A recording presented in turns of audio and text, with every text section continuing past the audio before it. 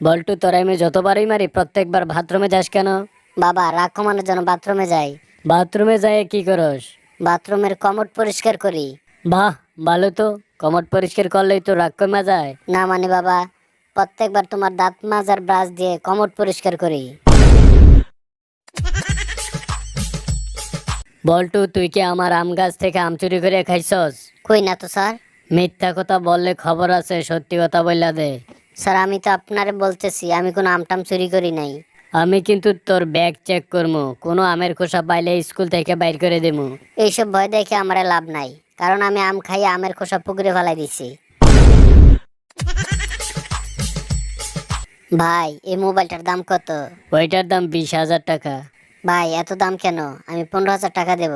ধর মিয়া, 15,000 টাকা দিয়ে তো শুধু বাক্স পাইবেন। ভাই, তাইলে আপনি বাক্সটা রেখে 5,000 টাকা দিয়ে আমার মোবাইলটা দিয়ে দেন। ক্লাসে ঢুকতে কিনা ঢুকতে মুলার গন্ধ কে পাত দিছে, সত্যি করে বলতো আমারে। স্যার, এটা আপনি কি কইলেন? মানুষে খুন করে স্বীকার করতে পারে, মাগার কেউ পাত দিয়ে স্বীকার করব না। আচ্ছা বল্টু, বলতো আমরা কেন বিদ্যুৎ চমকানো আগে দেখি আর মেঘের গর্জন পরে শুনি? স্যার, কারণ আমাদের চোখের অবস্থান কানের আগে। ভাই, আপনার দোকানে কি সিম আছে? আমার দোকানে অনেক সিম আছে, রবি, গ্রামীণ, বাংলালিংক, টেলিটক, সিটিসেল। আপনার কয়টা লাগবে? আমি এত কিছু বুঝি না, আমার 1 কেজি সিম দেন তো। ওই বল্টু, পড়া শিখছস?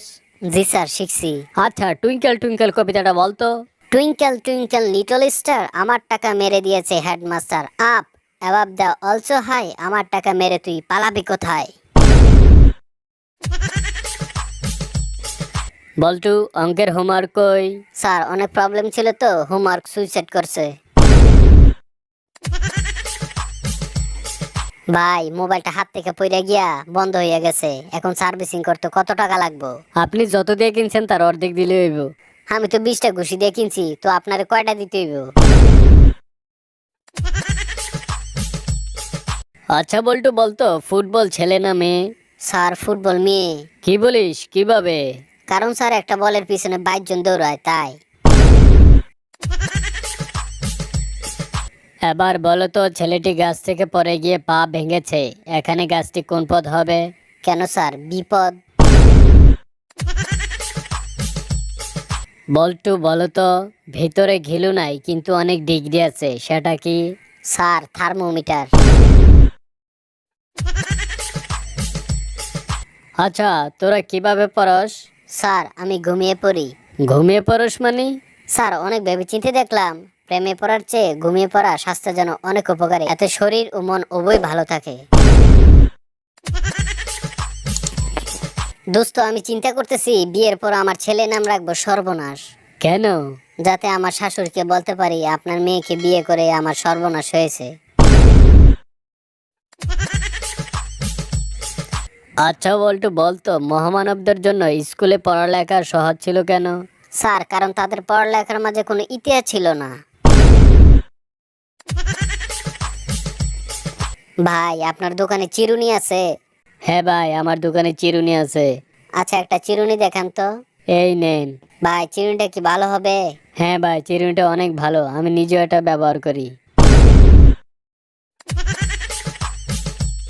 আচ্ছা বল্টু, ইংরেজিতে অনুবাদ করতো, মেয়েটি নিচে দাঁড়িয়ে আছে। Sir, miss understanding.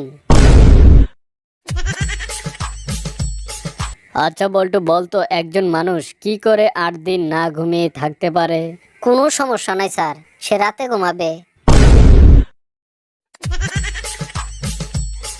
আচ্ছা বল্টু, বলতো আগের যুগের প্রেমিক প্রেমিকা আর এখনকার প্রেমিক প্রেমিকার মধ্যে পার্থক্য কি? স্যার, আগের যুগে প্রেমিক প্রেমিকারা খুঁজতো ভালোবাসা, আর এখনকার প্রেমিক প্রেমিকারা খুঁজে ফাঁকা বাসা। বল্টু, তোর কি সিদ্ধান্ত নিতে দ্বিধা হয়? না স্যার। হ্যাঁ স্যার। কই না তো স্যার। আচ্ছা বল্টু, বলতো কোন জিনিসটি দেখতে অর্ধেক আপেলের মতো? স্যার, আপেলের বাকি অর্ধেকটি। আপনি সাঁতার জানেন? জি না স্যার। জাহাজের ক্যাপ্টেন পদে চাকরির জন্য আবেদন করছেন আর সাঁতার জানেন না?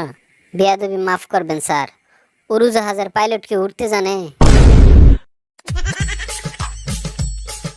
মাস্টার সাহেব, আপনার কি মনে হয় আমার ছেলে বড় হয়ে কি হবে? মনে হয় মহাকাশচারে হবে। কেন এত কিছু থাকতে ও মহাকাশচারী হতে যাবে কেন? বারবার পড়া বুঝিয়ে দেওয়ার পর ওরে যখন পড়া জিজ্ঞাসা করি, ওকে মনে হয় যেন আকাশ থেকে পড়লো।